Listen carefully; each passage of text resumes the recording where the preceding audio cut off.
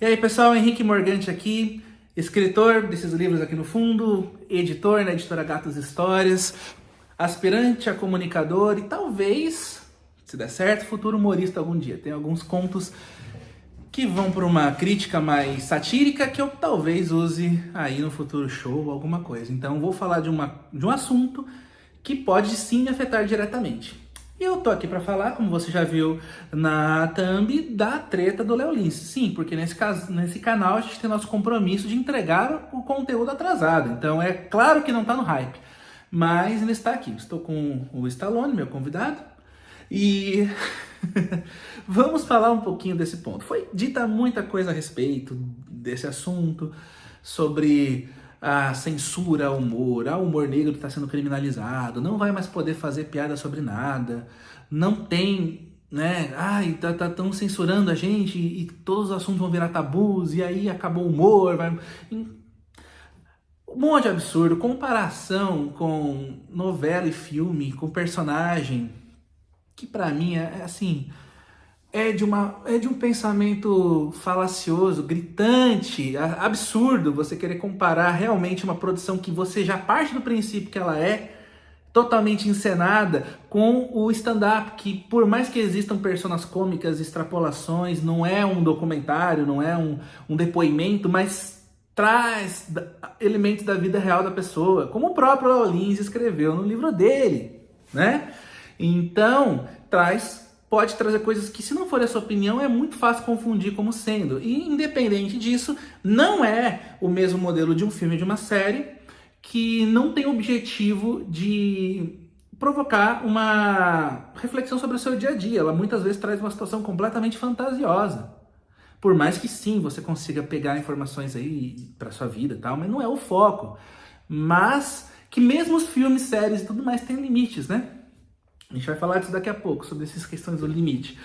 E aí foi um monte de comparação burra, um monte de falácia da ladeira escorregadia, onde pronto, hoje condenaram o Léo Lins, agora vão condenar todos os humoristas, especialmente os que fazem humor negro. Então, ou humor ácido, como, né, enfim. E será que isso é verdade? Bom, é claro que eu acho que não, é óbvio, né? Eu tô aqui para teimar com tudo e com todos, não concordei com quase ninguém, então não vai ser com o Léo Lins que eu vou concordar.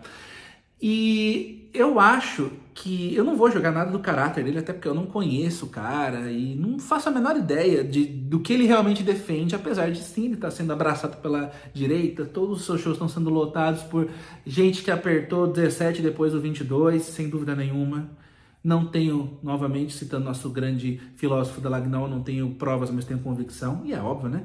Que essa daí não é nenhuma conjectura.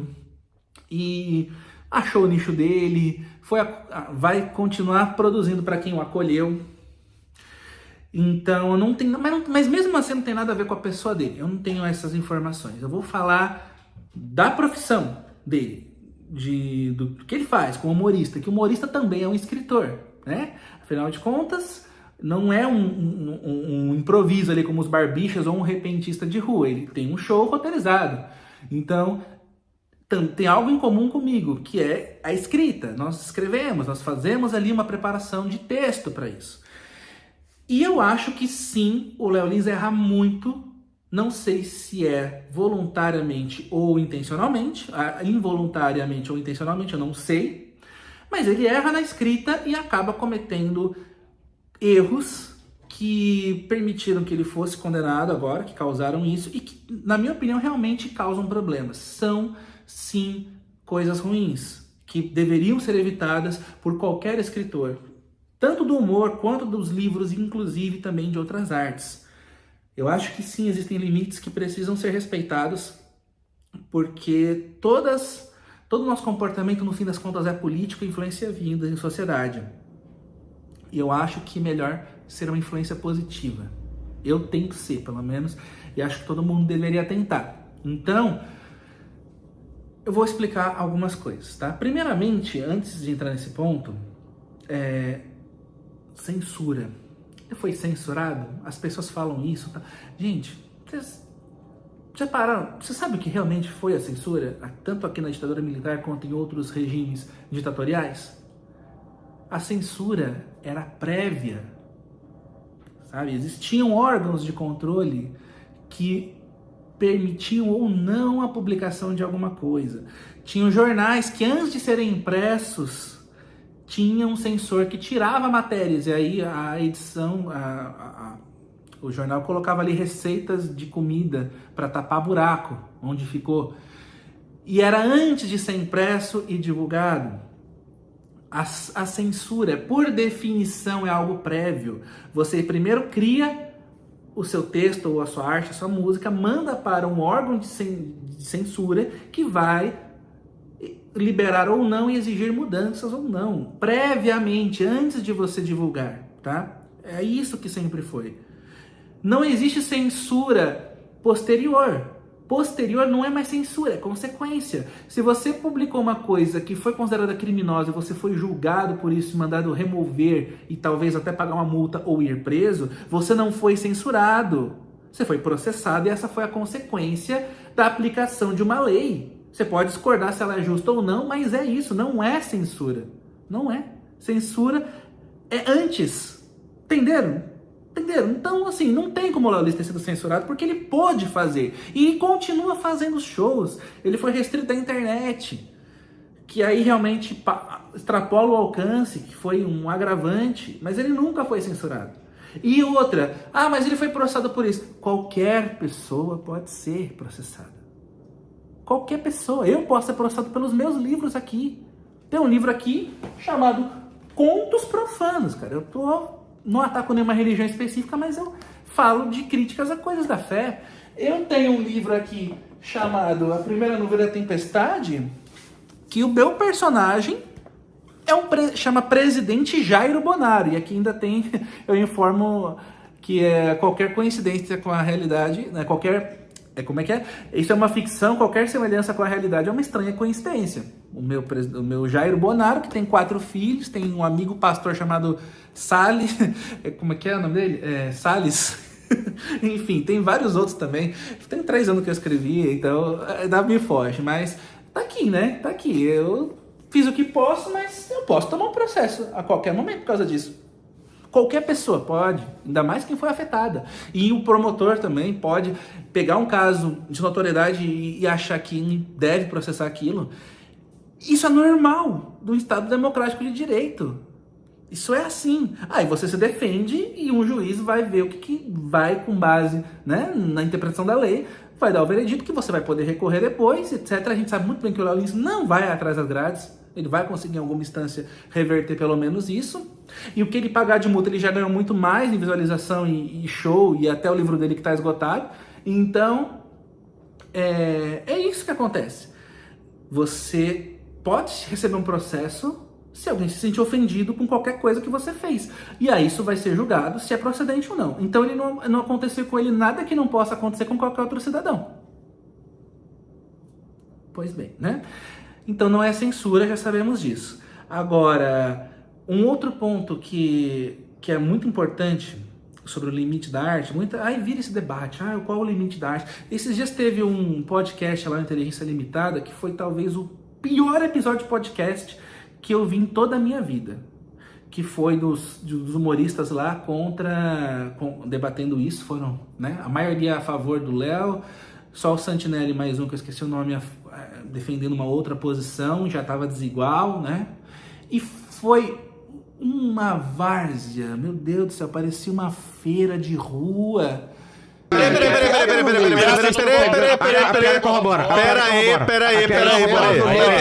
Vocês estão falando que nenhuma... Disse pra você calar a sua boca e não falar comigo antes de eu enfiar porrada de você!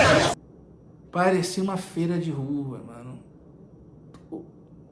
Uma fábrica de falácia de o outro tentando colocar piadinha fora de hora pra quebrar o tom, um outro lá de longe viajando e todo mundo falando junto, ninguém acho que terminou uma frase em 2 horas ali de entrevista. E aí chegou um momento que, por exemplo, o próprio Thiago Santinelli, para conseguir falar, tava simplesmente, eu fiquei dando risada, teve uma hora que ele tomou uma decisão na cabeça dele que eu vou continuar falando, não importa se alguém tá ouvindo. E foi assim que ele falou, e aí ele, sei lá, abstraiu, deu um jeito de bloquear a audição e continuou terminando enquanto tava falando junto. Eita, os gatos. Calma, bichinho. E aí foi isso. Foi uma... Assim, o Henri Bugalho, que eu tive aula com ele, inclusive, e tal, ele fala muito mal de tipos de debate assim, que ele fala que são completamente improdutivos. Eu não sei, ele deve ter visto esse, deve ter pensado que foi o suprassumo do argumento dele mesmo, porque eu nunca vi um debate mais improdutivo em toda a minha existência. E olha que eu já participei de alguns, eu mesmo, bem ruins. Foi ridículo, ridículo. E virou essa tal do qual é o limite do humor, qual é o limite disso aqui. Cara, por que vocês estão fazendo essa pergunta? Essa pergunta não faz sentido. Sabe qual que é o limite do humor? É o mesmo limite de qualquer outra coisa. O humor tem algum status especial? Ele pode uma coisa que outras coisas não podem? Cara, o limite para qualquer ação humana dentro de uma sociedade como a nossa é a lei.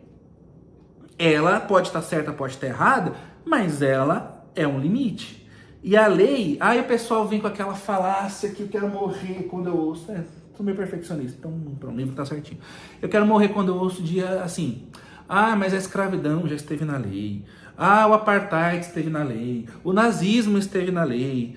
O machismo, a exclusão das mulheres esteve na lei. Então não dá para confiar. Aí a conclusão, né? Se a lei já defendeu coisas erradas, não dá para confiarmos nas leis, inclusive nas atuais. Essa é a única conclusão possível desse argumento, desse sofisma, né? Então tá. Aí, é verdade que a lei já errou?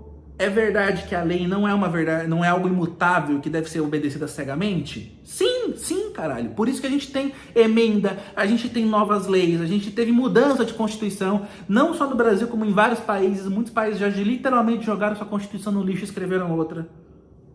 Isso acontece. E tá tudo bem, faz parte. É uma evolução civilizatória. Existe uma ciência ali do direito que começou, o direito chama direito romano, começou lá desde antes de Cristo, gente. E vem sendo um estudo contínuo. E teve, sim, muita coisa errada defendida, mas não está tendo neste momento. A lei hoje em dia não permite a escravização de pessoas. Ela tem penas graves para o racismo, o machismo, a homofobia e para várias outras coisas, para o capacitismo e tudo mais. Ela pode não estar sendo cumprida, mas a lei também ela é um ideal, ela é um norte. Ela não é uma entidade que automaticamente vai se fazer obedecer. Não é, nunca foi. Mas ela diz o que nós, como uma sociedade plural, democrática, que tem estudos acadêmicos, que tem historiador, que tem cientista político, que tem profissionais do direito e de outras ciências todas reunidas, e filosofia acima de tudo, que é a mãe dessas coisas todas, todos nós reunidos vamos aperfeiçoando o que a sociedade considera como um ideal da vida, como seria uma vida em sociedade onde as pessoas se respeitam, não se agridem, não fazem mal umas às outras, não causam prejuízo umas às outras, e mantém aí uma saúde coletiva e um caminho para o lado certo, que visa, né, uma qualidade de vida para todo mundo, justiça.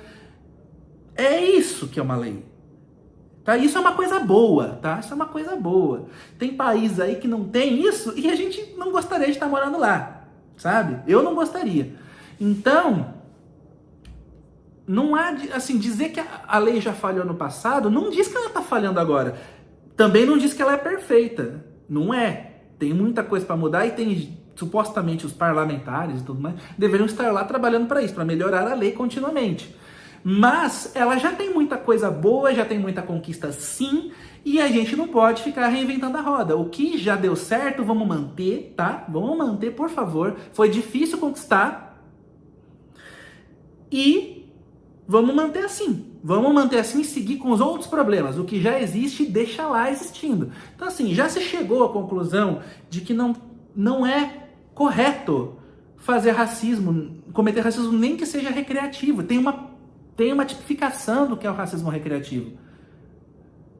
Não está dizendo que a pessoa realmente defende que são pessoas inferiores, mas é uma pessoa que acha divertido utilizar isso como humor. Tá lá. A gente vai falar um pouquinho mais sobre se isso faz sentido ou não, entre outras coisas. Então assim, as coisas que já são avanços precisam continuar ali. E esse é o limite para qualquer coisa, para qualquer arte. Por exemplo, é proibido fazer qualquer apologia ao nazismo. Todo mundo sabe. E assim, Isso significa que você não pode fazer filmes envolvendo nazismo? É claro que pode, tem um monte. Mas você não pode fazer uma glorificação, ou uma validação, ou uma normalização. Vocês acham que vai acontecer, que faria sentido existir um filme que não tem tom de crítica, no qual os nazistas venceram a guerra e o filme termina com o mundo se tornando um paraíso, sem os grupos que eles queriam eliminar, e esse é o final do filme? Não tem nenhuma crítica ali? Você acha que isso vai acontecer? Não vai acontecer. Se eu quiser pintar um quadro, eu vou sim fazer a famosa... Tem uma falácia chamada, né, o reduto argumento ad Hitlerum, né, que diz que é o epítome do mal e tudo, que quando a gente quer demonizar uma coisa, a gente traz o Hitler. É uma falácia que existe, mas foda-se, eu vou usar. Tô nem aí. Mas nesse caso não, eu acho que cabe no evento, porque eu realmente estou querendo algo que é visto aqui no imaginário popular como um ícone da maldade. Então assim, se eu sou um pintor, eu consigo fazer um retrato de Hitler num campo florido, muito bonito, com a esposa e a cadela dele, e eu levo lá para o MASP para expor.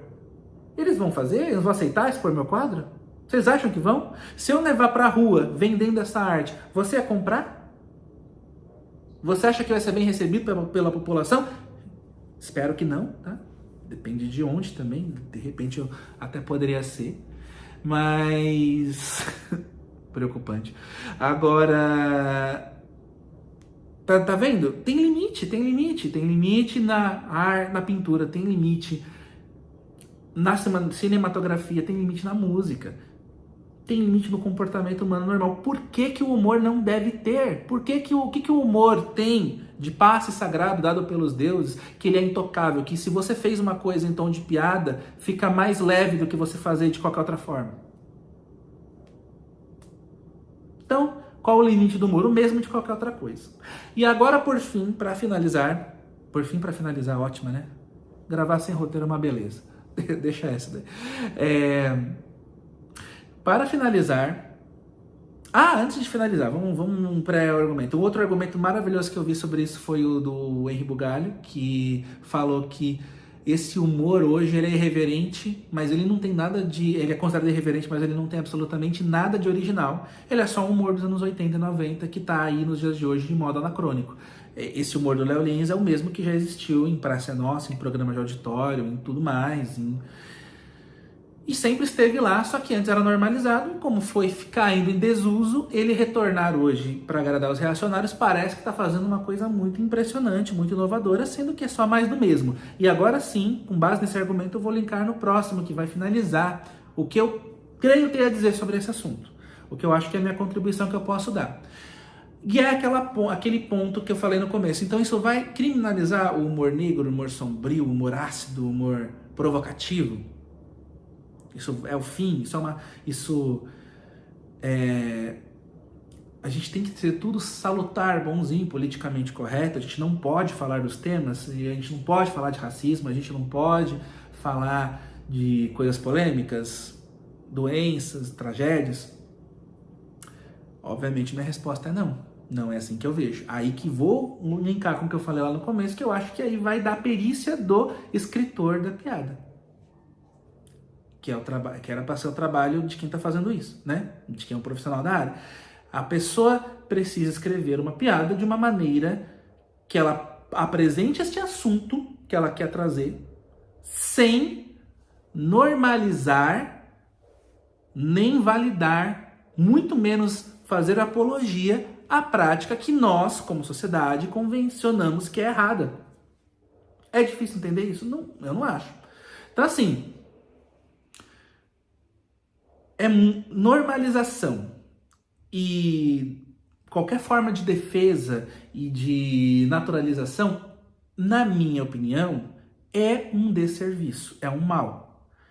Porque normalizar coisas que nós já sabemos que são erradas e que geram frutos ruins é fazer o mundo retroceder. A gente avançou com muita dificuldade e contrariando muita gente preconceituosa de fato, e não podemos deixar isso se perder. E se a gente começar a normalizar situações que já foram consideradas erradas, estamos jogando no time contrário. E o humor tem o poder de fazer isso. Ele tem, porque tudo deriva, da nossa vida em sociedade, a nossa própria realidade deriva da nossa visão de mundo, a nossa visão individual que forma a coletiva. E é isso que pauta como as pessoas serão tratadas. Tanto nas questões simples do dia a dia, quanto até mesmo em casos extremos de violência e opressões e discriminações. Então, coisas erradas precisam ser vistas como erradas. Não é... Cara, eu tenho aqui 37 anos, não sei se quem é da mesma geração, ou mais velho, ou pouca coisa de diferença, vai lembrar que na sua própria época de escola, na sua infância, era normal ter piada racista. Era normal ter machismo. Era comum falar de loira burra, falar de cabelo crespo como cabelo ruim, de ser extremamente gordofóbico, de ser extremamente pejorativo com qualquer pessoa com um trejeito homossexual ou alguma outra variação da heteronormatividade. Eu lembro disso, você também. Você sabe que isso era normal. Mexer com mulher na rua... mais normal ainda, não, mais normalizado ainda, assediar em transporte, encoxando, fazendo toques não autorizados, mandar cantada na rua, assim, ainda existe hoje, sim, mas era muito mais normalizado. Toda a relação masculina, assim, era bem mais machista do que hoje. Era normal... um adolescente ser levado para um prostíbulo, sabe, por membro da família. Era normal meninos, assim, na pré-adolescência receberem playboys e outras coisas de um próprio parente, às vezes do pai, do tio, sabe? Ainda acontece? É claro que sim, mas era normal, ninguém via nem como errado. Às vezes as próprias mulheres da família, eu já vi casos assim, não viu como problema essas situações. E muito, muito, muito mais. Isso era real. Não precisamos ser um historiador, cara. A gente tem memória. Eu tô falando do que a gente viu. Nós vivemos numa época em que as piadas, as agressões verbais, até físicas e tudo mais contra os grupos minoritários, elas eram a regra do dia. Gente, eu mesmo devo ter entrado na onda em momentos aí da juventude. Acho que você também. Quem nunca, sabe? Era normalizado. Essa palavra é importante. O que é normalizado, o que é aceito, o que não é mal visto, o que você pode fazer sem vergonha na cara, assim, cara lavada, sem precisar se esconder. Acontece toda essa porra até hoje? Sim, mas você pode fazer isso abertamente? Não. E ainda bem que não, porque não é pra fazer, sabe? Cara, pega o futebol com o racismo, com as torcidas e tudo mais. Hoje as torcidas são punidas, antes não era, sabe? Aconteceram mudanças. Quem diz, o mundo tá pior. Você tá vendo o mesmo mundo que eu? Sério mesmo? Tem coisas que piorou? Óbvio que tem. Né? Não é o mundo, não tá, nossa, estamos caminhando uma evolução utópica. Não estamos, tem retrocesso também. O Brasil foi brindado aí recentemente com um movimento antivacina que nunca teve na vida. Foi um problema novo. Não estou dizendo que não podem vir problemas novos e coisas não podem piorar. Mas muita coisa melhorou, sim. Muita coisa melhorou. Gente, até pouco tempo nós temos pessoas aí vivas que sabem que não havia liberdade para as mulheres, não havia permissão de divórcio, não havia um monte de coisa, não havia o casamento para as pessoas homoafetivas, sabe? Houveram conquistas. Isso é um fato, não dá para negar. A menos que você negue a história. E a história que você viu com seus próprios olhos acontecer. Então, aconteceram essas coisas que são boas. Que quebraram algumas normalizações de coisas ruins que aconteciam antes. Precisa quebrar mais, não precisa voltar às que eram. Então, assim, normalizar uma piada racista, machista, capacitista, é um caminho, é um passo na direção errada. Porque a normalização extrapola. A normalização permite que as pessoas levem isso para a vida delas. E tem pessoas com essas coisas enrustidas que são contidas porque justamente a sociedade não tolera mais, porque ela tem consequências. Se você passar a normalizar, essa consequência some. Eu não estou defendendo cancelamento, eu estou defendendo consequência legítima. Eu não acho que alguém tem que ser linchado na internet porque não usou determinado pronome, mas uma pessoa que foi racista deve sim ter uma dificuldade tremenda de arrumar empregos e não deve arrumar nenhum emprego de destaque onde ela seria vista como exemplo de qualquer coisa. Simples. Tô falando algo absurdo? Então, respondendo, o humor tá censurado? O humor... Não, censurado, né? Enfim, até eu caí na minha própria... a palavra é forte, né? Precisava de um belo rebrand, né? Pra poder não ficar assim. Mas, assim... O humor tá proibido? Tá criminalizado? Não, gente. O que é realmente uma coisa a ser evitada, que inclusive em muitos casos é criminalizado, é normalizar e justificar e apoiar, mas especialmente normalizar, que é o mais suave, que parece não ter nenhum problema, normalizar coisas que nós já sabemos que são erradas e não tem discussão a respeito. É isso. Então, eu acho que sim, você pode fazer uma piada com qualquer assunto. Se eu entrar mesmo nesse ramo, eu pretendo abordar tudo que dá na telha.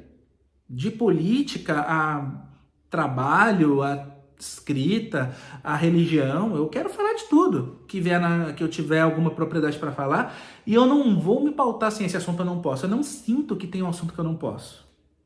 Entretanto, eu não pretendo normalizar nada que é bem flagrantemente errado, E dá pra fazer isso. É a maneira que você escreve essa piada, a maneira que você apresenta. Eu vou dar só um exemplo, que era a última piada do show do Léo Lins, que foi o julgado, que ele fala, não vou lembrar as palavras exatas, mas era alguma coisa assim, porque o preconceito é igual aos índios, tem que acabar. Vamos pensar nessa frase. Tem que acabar. Tô falando no modo de vida, né, das comunidades indígenas. Ele quis fazer a piada, a gente entende qual foi a lógica, qual foi o punch, né? Ele faz ali uma inversão ali da expectativa, falando de uma coisa ruim e vem com um negócio que vai dar aquele choque. Ele fez humor negro, ele falou de uma coisa assim, né? Ele trouxe à luz o genocídio indígena, que a gente sabe que acontece e aconteceu ainda mais no governo passado, do Bolsonaro. Então, essa foi a relação que ele fez, tá? Precisava... A piada do jeito que ele falou, olha só, tem que acabar. Ele está, nessa frase, normalizando esse genocídio. O que está dizendo? Eu acho que ele está dizendo que você tem que ir lá e matar as comunidades, as aldeias. Não, mas ele está dizendo que o modo de vida deles é arcaico, é ultrapassado e não tem razão de existir, deveria ser eliminado, eles deveriam ser civilizados. É um novo catequismo aí, né? Um novo jesuísmo. Então, o que tá sendo benevolente, tá? Eu tô sendo benevolente, eu tô fazendo aí, eu tô tentando atacar a melhor versão do argumento, nem o espantalho, que eu poderia ir pelo espantalho, assim, de acabar no sentido de extermínio que existe. Mas eu tô indo pelo melhor lugar, eu tô querendo interpretar que é o estilo de vida, né? Um estilo de vida que eu sei que muita gente preconceituosa vê, sim, como atrasado e como uma coisa que não faz sentido existir no mundo de hoje. E aí ele faz uma relação com uma coisa que realmente precisa acabar, que é o preconceito. Esta é a piada. Ele está normalizando, no mínimo, o preconceito contra os povos originários, dizendo que sim, a gente sabe que existe o preconceito, muita gente de fato acredita que eles são atrasados e que eles são quase como, sei lá, itens de museus que ainda estão vivos para a gente ver como era um ser primitivo. Eles acham que o estilo de vida deles não é um estilo de vida digno. E essa piada está comunicando com esse pensamento, está normalizando esse pensamento. Agora sim, eu falei que não ia para o espantalho, mas dá para ir, porque podemos ir além, porque não existe só desprezo, né? No caso deles, não que seja pouco, mas nesse caso existe de fato um extermínio. A gente sabe que o governo Bolsonaro favoreceu madeireiros, garimpeiros e grileiros de terra que efetivamente impediram comida de chegar em aldeias como o caso dos Yanomamis. Impediram o tratamento da pandemia. E realmente houve uma mortandade imensa entre as comunidades. E a gente sabe que nas comunidades que existem por aí, no Brasil hoje, tem sim muita tentativa de tomar as terras que foram demarcadas, de impedir novas demarcações de locais que são historicamente deles e deveriam retornar. E invasão com jagunços armados, tem morte, teve, não pega apenas os próprios indígenas, como pegou, esqueci o nome, eu vou colocar aí na tela, recentemente lá na Amazônia, aquele repórter, escritor, se eu não me engano, britânico, europeu, que também foi vítima dele. Já teve outras pessoas também, missionários e outras pessoas que atuavam pela defesa do meio ambiente, que foram mortas e eram aliados também dos povos originários. E assim, existe esse extermínio real, existe morte, existe assassinato, existe incêndio criminoso, invasão de terra. Então essa fala tem que acabar. Tem gente que tá levando muito a sério, tá? Tem gente que tá levando a sério muito mais do que deveria. E como você vai dizer que não tem relação? E fora o preconceito também, que valida umas coisas. Tá vendo? Com uma coisa ou outra.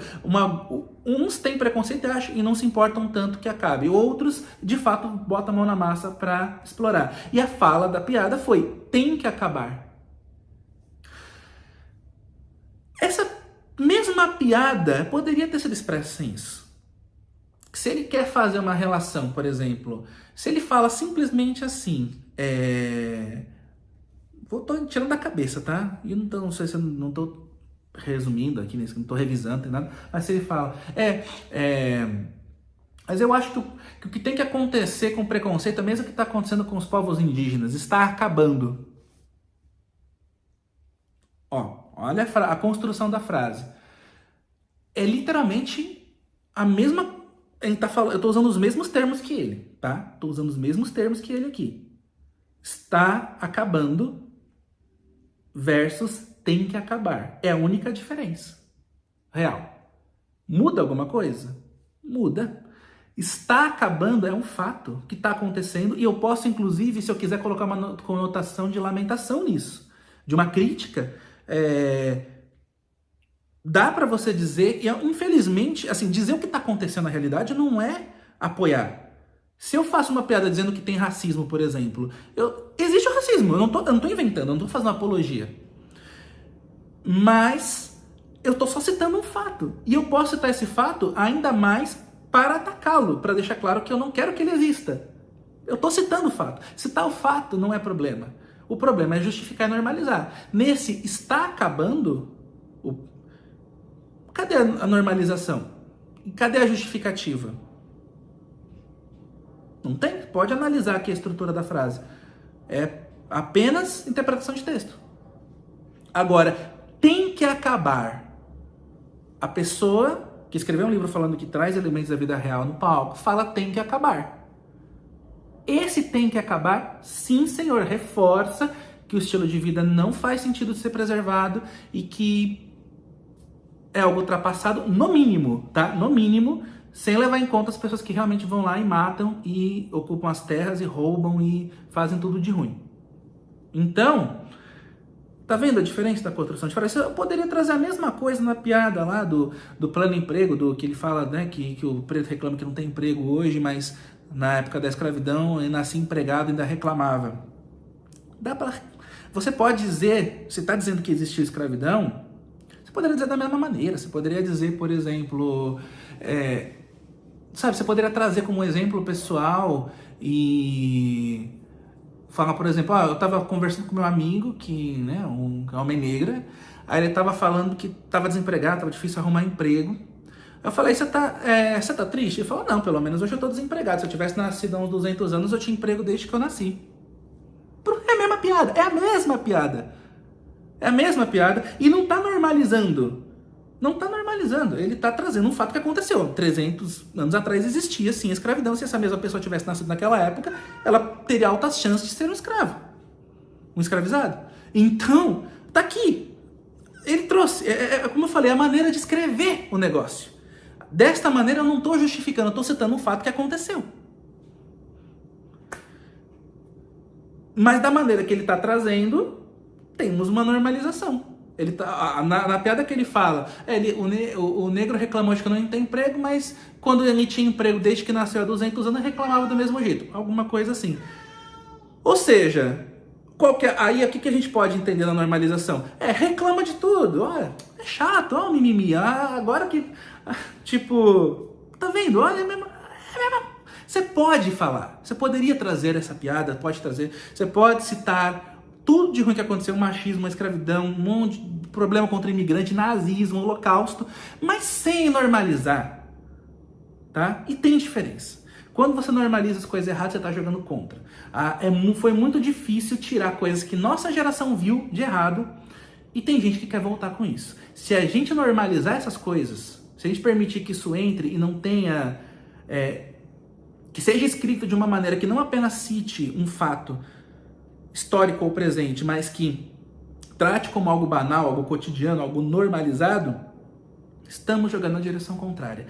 E eu não sei se o Léo Lins fez isso de propósito ou se ele fez por falta de competência, mas eu acho que sim, ele poderia ter feito praticamente o mesmo show dele. Algumas coisas não dá pra defender, né? Como aquilo das crianças lá. Algumas coisas foram somente desnecessárias na minha visão, mas aí, né, minha visão pessoal. Mas outras, que são justamente as pelas quais ele foi julgado, ele poderia ter escrito melhor, mantido o humor que ele quis trazer do jogo ali de situações e palavras, sem normalizar. Minha opinião, como escritor também, e vocês vão poder testar se eu for de fato por humor para ver se eu tiver de fato escrevendo errado, normalizando coisa errada, pode vir bater em mim que eu vou merecer. Se vocês acharem isso nos meus livros também, pode vir para cima de mim. Eu acho que vocês não vão encontrar. O trabalho dele era escrever e ele escreveu mal. E por isso, sinceramente, tem que pagar, tem que ter consequência, porque o limite é o limite civilizatório que a gente convenciona que existe. E essa é a minha opinião sobre o assunto, que ficou muito maior do que eu pretendia, porque eu não sei falar pouco. Mas espero que você tenha gostado. Se você não se inscreveu ainda, se inscreve aí, tem as redes sociais aqui embaixo, tem o meu perfil como escritor, henriquemorgante.escritor, a editora da qual faço parte, editora Gatas Histórias, no Instagram, vários livros, meus próprios livros. Se você for um escritor e quiser produzir seu livro, eu também presto serviços, página hm.serviçoeditoriais, tá tudo aqui no link. Vem seguir a gente. Estamos tentando voltar aqui no canal e nas outras coisas e precisamos do seu apoio. Comenta aí o que você achou e pode dar sugestão de conteúdo e tudo mais. Obrigado pela atenção e vamos pensar um pouco antes de fazer as coisas para a gente não jogar o mundo no lugar errado, porque todas as nossas ações reverberam, toda ação é política e tem seu impacto. Falou, até a próxima.